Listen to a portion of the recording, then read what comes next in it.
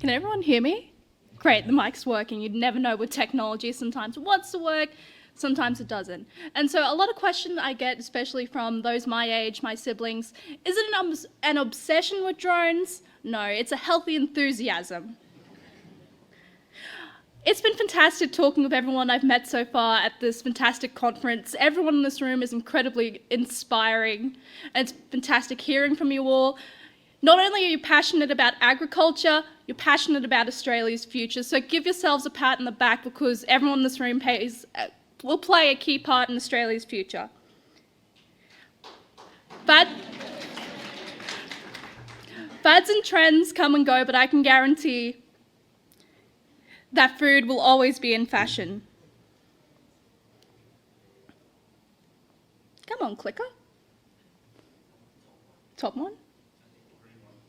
Cool. So a bit of introduction about myself. As it's already been said, I'm studying a dual degree of science and law at JCU. But my background stems from a little sheep farm up in Mareeba. So worked with Dorfers, Damaras, Meat Masters, and they were my first little experiments with my drones. And the question, are sheep scared of drones? Not mine at least. They just heard the buzzing and just sat there, looked at it. It's not food, so we don't care. And my father taught us cool fire burning, so I really used my drones during daylight hours, kept the drone up so we can monitor where the fire is going, just so it didn't accidentally creep into the neighbour's yard. Unfortunately, that didn't work. Dad and I would be gas bagging and the fire would creep away anyway. And so my first drones I still use now are Mavic Pros. I used to use the Mavic Pros to go fly to the back paddocks, check the sheep, count the sheep, see if any of them were hurt or injured. Imagine the heart attack I got when the sheep were missing and were replaced by a hole in the fence. I swear, Damaras and Dorfers love being a problem sheep.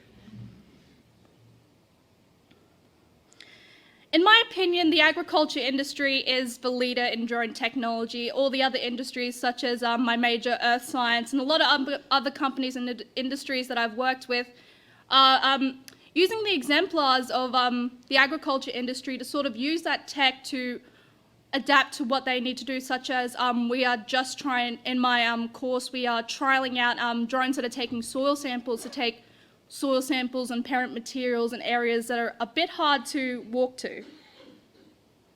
So it's what I love about drones. Drones are easy to adapt. The only limit to drones is your imagination, and CASA, of course. So what got me into drones initially, it wasn't just a light switch one day, oh, I'll get into drones. So I got a bit of a timeline on how things went down. Early 2016, SheMaps introduced a drone camp for girls in the region from the Tablelands all the way in Cairns to come together just to learn how to fly a little Parrot Mini. I was shocked to learn that you put women and drones into Google and completely irrelevant pictures come up. I think one of them was a woman in a bikini, no drones in sight, so that was pretty shocking. And so that really kicked it off for me. I fell in love with drones then and eventually got bored of flying the minis. My dad got me my first Mavic Pro, and so working with drones and the sheep started just so I could get that better control, better practice with a larger drone. And in late 2016, I heard of SheMaps preparing for a tournament of drones. And I come from a large family. I've got 4 younger siblings and we're all very competitive. And so I decided, okay, we're going to this tournament. I went to my science department and asked, hey, can we get a Parrot Mini just so me and my friends can train for this tournament? They said, oh, why did you go ask the principal? The principal said, okay, we'll look into it. Still haven't heard back from him since. And so I was like, okay, hey Mum, Dad, can I get a drone train for the tournament?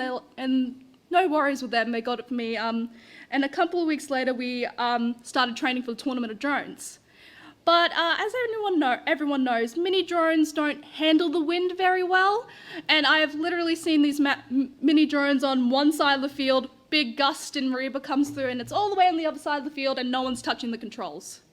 It just goes away with the wind so quickly. But you got to do what you got to do. I asked to use the hall, but there was always basketball or soccer, or they were even playing touch footy in the hall when there's an oval outside, and across the road there's basketball courts and a footy field. But can you do? It wasn't going to stop me. So over time, we were just outside training wherever we could, and slowly people were coming up to us and asking, hey, can we have a go? Sure, no worries. Introduce them safety things, under shoulder height, make sure someone's always watching the drone for you while you're handling the controls. And so just general basic safety, adapting the rules of CASA to a smaller drone just to keep everyone safe. And so slowly over time, over the months of training, four people came up to us, then 10, then 20, then I had a long line of 30 wanting to fly a drone, and probably only about 40 minutes of the lunchtime to get everyone through. So very chaotic, and I'm really sad that the bell would ring and we'd have to be standing there, because I wanted everyone to have a turn with the drone. And so the tournament of drones rolled around. This one singular team against the high school teams of Cairns, schools that definitely have a lot more technology access than we did. We came fourth. It was a very good run, very proud of what we did, and sadly it was not enough to convince my school, okay, we need drones in our school. But my competitive nature got the best of me, and so I decided, right, I'm filling in all the spots, I'm getting 16 people, maximum amount of teams, and we are winning this tournament. And so with one drone, the club went from 30 to 60, and I had to host my own tournament of drones with one drone to decide who were going to be the 16 to come with me. And so there they are on the far right, the 16 that got to come with me to the tournament of drones, where we came first, fourth, sixth, and 10th. Finally. The prize money, of course, went to get 4 more drones to fly in the school, and we got a drone donated. And so the club just took off from then. Everyone from the photos, the original team and the 16, we all went on, because we had developed really good skills, we went on to teaching everyone else that wanted to come fly drones, because I can't keep an eye on 5 drones at once. I only have 2 eyes. And thankfully, with more people around, if a drone goes out of control, someone can yell, duck. Has happened once or twice, no one's gotten hurt. And I don't know whether it was just the relaxed environment where there's no teachers pressuring you, or the relaxed environment of just anyone and anywhere from the school, whether Aboriginal, non-Aboriginal, people that study in the library, the really popular kids, the really loud kids, the really mischievous kids. It was just everyone coming together to fly drones, and heck, half the time you wouldn't be with your friends, you'd be, I'd just direct, go over there, go over there, go over there. Okay, that line doesn't look as long, and they didn't really care. They just wanted to get their hands on a drone and see what they were doing. So I eventually had to come up with sort of a coding course to do on the side, where they write out how to code a drone, and then second break we'd code the drones to fly, just to get a bit more variety and lots of different stuff to do. And so I hate to say it, but when I left high school, the drone club died. And that was because of a lack of support from our teachers, but the students still wanted it. They still wanted to come back. They just didn't have anyone to sort of drive it. 2 years later, my little sister, who was in year 7 when I left, was in year 9. She picked up the reins, brought back the drone club, and she loves engineering, so filtered in some engineering in with it. I thought, yes, our school's finally going to change. They were actually getting involved with the drone club, allowing us to use a couple of classrooms to fly drones, until they decided to take the club off my sister's hands and give it to the science ambassadors, and haven't done a thing with it since. And I think one of the drones crashed into someone, so these things happen.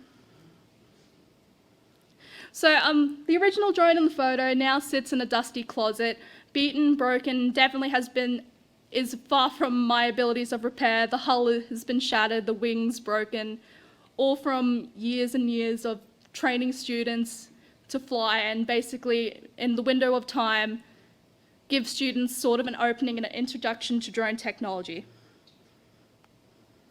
But that's enough with the sad ending of a drone club. The drone club may be over, but that hasn't stopped me with drones. That hasn't stopped the other students with drones. So what I do currently with drones is I map my mother's traditional lands, because during that time, from 2016 to when I graduated in 2020, when my mother's old people were still alive, a couple of really important spots they wanted to show us were down really steep gullies or up really steep hills. And so Dad would ask, hey, can you get your drone in there? And so the picture on the corner there with the is me taking a photo up at the canopy where I flew my drone in. And basically the photo on the far side is one of the significant trees that I had to get a photo of. And that photo is from about 2019. And needed that photo for important database and just collecting that data so it can be protected. There's an invasive weed problem in Mariba called Amazonian frogbit. And so by using drone technology, I sort of mapped the span of the river where the weed's taking over. And we actually go in ourselves. I grab my cousins, friends, school friends, anyone that wants to get involved in just helping the community. I use my drone to go in under the canopy to check if the spots where the Amazonian frogbit is, if it's safe to go in the water, if there's a clear way to get in and out of the banks, because in some of these spots you can't see the river from the bank, and so taking a drone in, I can assess what the frogbit looks like from above and change the angles of the gimbal so that I can get a different view. And so it's really taken off from there. Currently, one of my biggest projects is I've got to keep it a bit blurry because Mum's the boss. And she said, okay, you can show it, it just has to be blurry because there are some really obvious trees there that are culturally significant, and Mum doesn't really want me pointing them out until she wins her native title claim and our data can be protected from being plagiarised. And there are people that do want to do that. So basically that's a bit of an example of areas I get photos of. I put it into a database called Geonadair because I'm notorious for putting all my photos on a USB and then losing that USB, and there goes so much precious data. Geonadair is free for anyone to use and perfect place to store data, and you can literally get drone images, drone related data from across the world on this one platform. And so I can probably point out sort of bits and pieces. I don't think my mother will mind. Can everyone hear me in the back? Yeah. So sort of, don't tell my mother. So sort of, there's a line of trees that comes in from the bank, and that's sort of a highway marker where Mum's traditional mob would meet up with the Atherton mob to sort of trade, and those trees are sort of the highway for it. And I've got my data privatized, but I currently am doing a big map with Mariba of all the Mum's old highways, all the Mum's camps, and sort of, it's like a road map. It looks like a road map, seriously, how it's all twisting and turning and where it's going. And so I'll just point out Geonadair and SheMaps again. SheMaps is a company that got me involved with drone educators. They have resources to help bring drones into classrooms. And the QR code there, they're currently running a How Cool Is Your School project. No drones needed. It's using satellite imagery to sort of determine how much shade is in your school by mapping trees and converting that data into calculations to determine how much shade you've got at your school. They've got resources on how to teach and run that sort of competition, and it's quite fun. I ran that competition once. It's fun to do, easy to do. You can do it in your lunchtimes, do it in your class. It's a fantastic opportunity. Anyone that does want to get into drones, don't know how, or think it might be a waste of time because you don't know what to do with it, jump onto Geonadair. It's free. You can grab your photos, upload it onto Geonadair. It turns it into an author mosaic for you. Simple, easy to do, and if you get stuck with it, there are YouTube tutorials. So my contact details up there. If you want to email me with any questions you have, there's my email. My LinkedIn is up there. Feel free to connect with me.